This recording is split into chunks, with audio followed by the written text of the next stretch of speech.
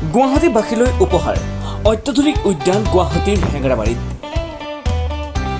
অসম চৰকাৰে অমৃত উদ্যান দিব অসমক। 14.85 কোটি টকাৰে 14 বিঘা মাটিত নিৰ্মাণ কৰা হৈছে হেঙেৰাবাৰীস্থিত অমৃত উদ্যান।